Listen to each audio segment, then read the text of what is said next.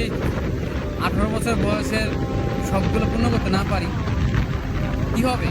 শেষ মুহূর্তে শত কোটি টাকা কামিয়ে কি হবে? তখন তো আর বেঁচেই থাকবো না।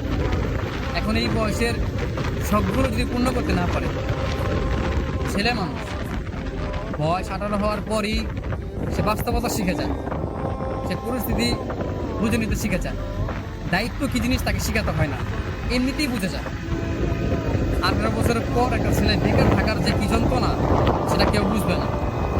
একটা ছেলে মানুষ বেকার, একটা ছেলে মানুষ ইনকাম করতে পারে না, এই কষ্টটা কেউ কখনো বুঝবে না। প্রত্যেকটা মানুষ তাকে বুঝবে। অথচ শেষ বয়সে এসে শত কোটি কোটি টাকা দিয়ে কি হবে? আমার এই 18 বছর বয়সের যে স্বপ্নগুলো, যেই শখ আহ্লাদগুলো, আমি তো সেইগুলো পূর্ণ করতে পারলাম না। জীবন তো 18 বছরে এসেই থেমে গেছে। মনে হয় না যে সামনে ভালো কিছু হবে। তারপর নতুন করে স্বপ্ন দেখি যে জীবনে ভালো কিছু করব। অথচ 18 বছরটা পার হতেই এখন মনে হচ্ছে যে জীবনটা এখানে থেমে গেলেই ভালো হয়। আর সহ্য হয় না। এত কষ্ট, এত যন্ত্রণা, এত চোখের সামনে বারবার ভেঙে পড়া, এগুলো সহ্য হয় না। একটা ছেলে জানে, বিশ্বাস করেন ভাই, একটা ছেলে জানে যে এই কষ্টগুলো মানুষ দেখে। বয়স 18 হয়ে গেছে, তার